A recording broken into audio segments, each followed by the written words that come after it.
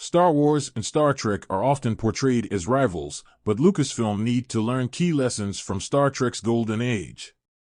The last few years have seen Lucasfilm transform Star Wars into a bold transmedia franchise, but not everything has been successful. What's more, the latest reports suggest behind-the-scenes drama continues to plague the studio, even as Lucasfilm struggled to prioritize wrapping up movies again at the same time as continuing their Disney Plus TV shows. If reports are accurate, there's currently no real sense of direction.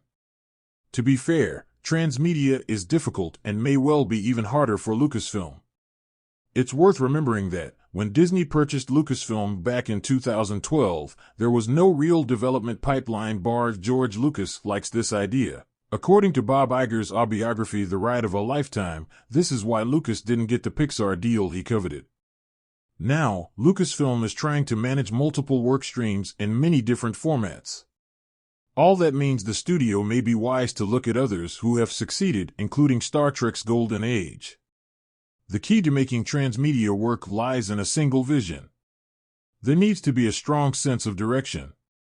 For this purpose, we'll define the 1990s as the golden age of Star Trek. This was a time when the franchise prospered in multiple mediums at the same time, and characters and events rippled on between movies and TV shows. This was the age of Star Trek, The Next Generation, Star Trek, Deep Space Nine, and Star Trek, Voyager, 3 shows in the space of a decade, all of which left a lasting impact on the franchise's history and lore. There were 4 movies at the same time, with 3 featuring the TNG crew. It's an impressive era. How did Star Trek pull this off?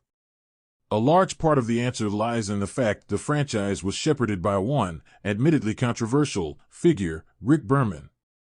Something of a protege to Gene Roddenberry, Burman held the reins tightly, but allowed others a good degree of leeway.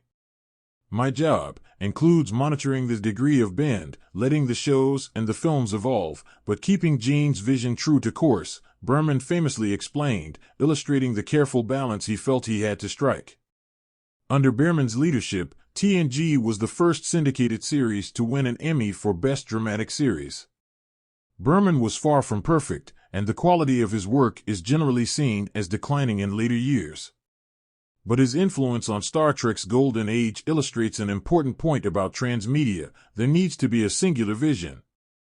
It's a lesson Marvel Studios learned when Creve conflict forced an entire corporate restructure, with Kevin Feige placed in charge and the Marvel Creative Committee disbanded.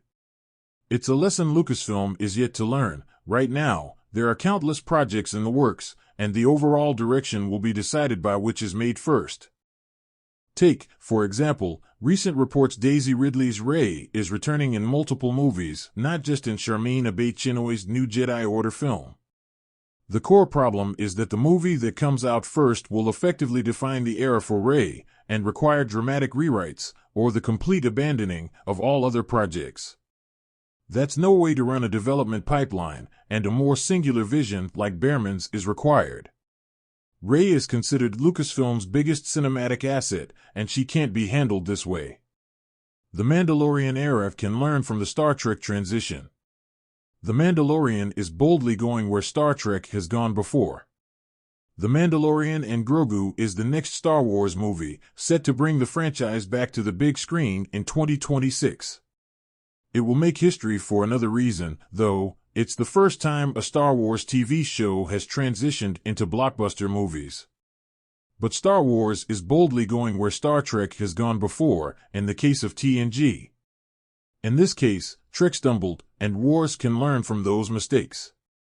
The core problem was the concern to return characters to archetype status, which affected character growth and progression.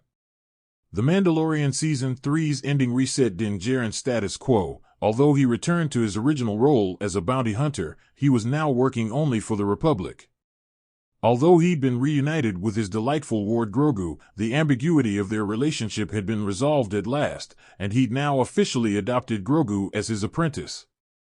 These subtle changes should allow The Mandalorian and Grogu to blaze its own trail, but it's important that the movie serves to boldly evolve its stars. Other Star Wars shows can learn from Deep Space Nine. Other shows can be given room to breathe. That brings us to Star Trek, Deep Space Nine, my personal favorite of the 90s Star Trek shows. DS9 was less of a corporate priority, with lower viewership, and Burman focused on TNG and Voyager. This meant the production team had more room to be creative, and were given more flexibility to add depth and texture to the galaxy. This is important because it points to a subtle truth that is so easily forgotten: not everything is equally essential when it comes to defining the brand. TNG and Voyager were rightly Burman's focus, and DS9 prospered as a result. If Lucasfilm want to run an efficient transmedia initiative, then there needs to be a strong sense of corporate priorities. Some movies or TV shows will serve as the focus for development, while other shows are allowed to do their own thing, operating in the shadows of the stories already being told. To be fair to Lucasfilm, this may well already be the approach Lucasfilm is taking. As exciting as Star Wars: Skeleton Crew may be, it doesn't look set to be as impactful as Ahsoka. Transmedia is not easy. Right now, all reports suggest nobody at Lucasfilm quite knows what creative direction should be pursued, at least beyond the Mandalorian era, which is clearly setting up a major story involving the return of Grand Admiral Thrawn. But Star Wars is not the first franchise to try to figure out the balance when it comes to transmedia, and the example of Star Trek is an important one when it comes to working out the best approach.